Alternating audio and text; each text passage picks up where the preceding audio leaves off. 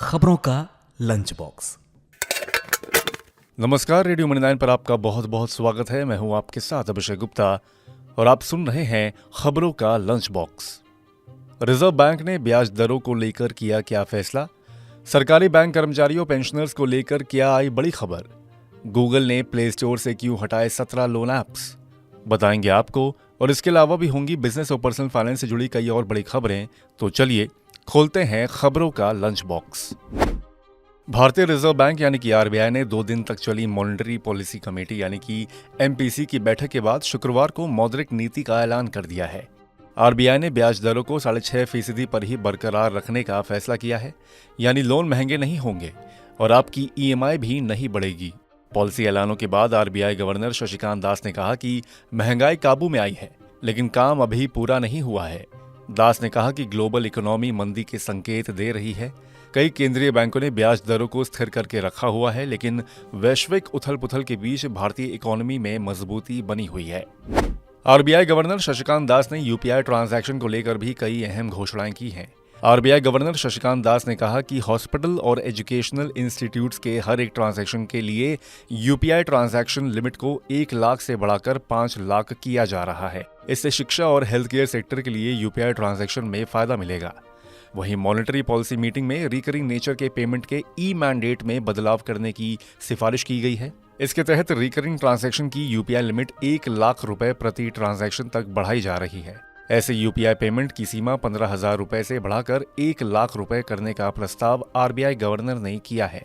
इसके अंतर्गत मुख्य रूप से म्यूचुअल फंड सब्सक्रिप्शन के लिए recurring UPI payment, insurance policy premium और क्रेडिट कार्ड रीपेमेंट्स के लिए यूपीआई की लिमिट बढ़ेगी।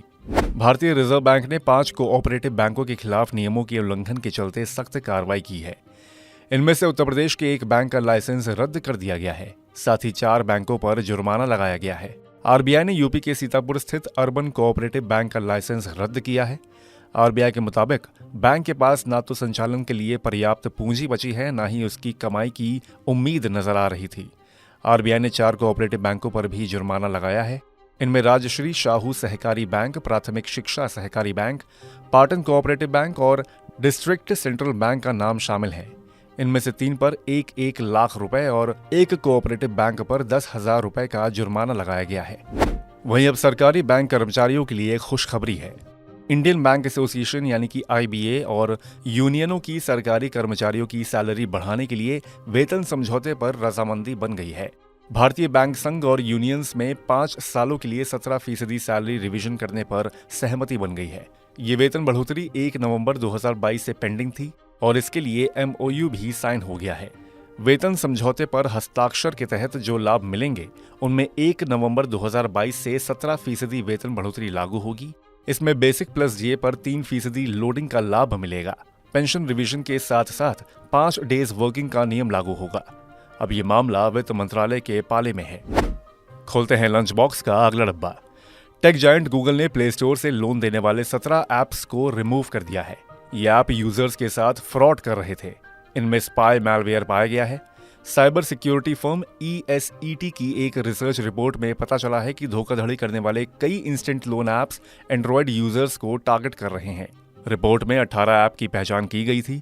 इनमें से गूगल ने 17 ऐप को हटा दिया है, जबकि एक ऐप के डेवलपर्स ने अपनी पॉलिसी को गूगल के नॉर्म्स के अनुसार बदल लिया है। इस वजह से उसे प्ले स्टोर से नहीं हटाया गया। ऐप भारत सहित Mexico, Indonesia, Thailand, Vietnam, Pakistan, Colombia, Peru, Philippines, मिस्र, केन्या, नाइजीरिया और सिंगापुर में ऑपरेट किए जाते हैं। सरकार ने गुरुवार को सभी चीनी मिलों और डिस्टिलरी को निर्देश दिया कि वे एथनॉल उत्पादन के लिए गन्ने के रस का इस्तेमाल न करें, ताकि घरेलू खपत के लिए चीनी की पर्याप्त आपूर्ति सुनिश्चित की जा सके और कीमतों को नियंत्रण में रखा जा सके।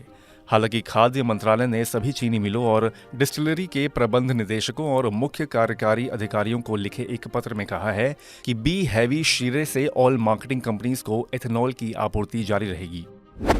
इसके साथ हम लोग आ गए हैं लंच बॉक्स के आखिरी डब्बे में। मारुति सुजुकी, टाटा मोटर्स, महिंद्रा जैसी तमाम ऑटोमोबाइल कंपनियों के बाद अब ह्यूंडई मोटर इंडिया लिमिटेड ने भी अपनी सभी गाड़ियों के दाम बढ़ाने का ऐलान किया है। बढ़ी हुई कीमतें 1 जनवरी 2024 से लागू होंगी। हालांकि अभी किसी भी कंपनी ने कीमतों में वाहनों की कीमतों में बढ़ोतरी के स्केल की जानकारी नहीं दी है। लेकिन कीमतें कारों के मॉडल के अलग अलग वेरिएंट के अनुसार बढ़ाई जाएंगी। वैसे आपको बता दें कि हर बार साल के आखिर में लगभग सभी कार कंपनियां नए साल से अपनी गाड़ियों के दाम बढ़ाने का ऐलान करती हैं।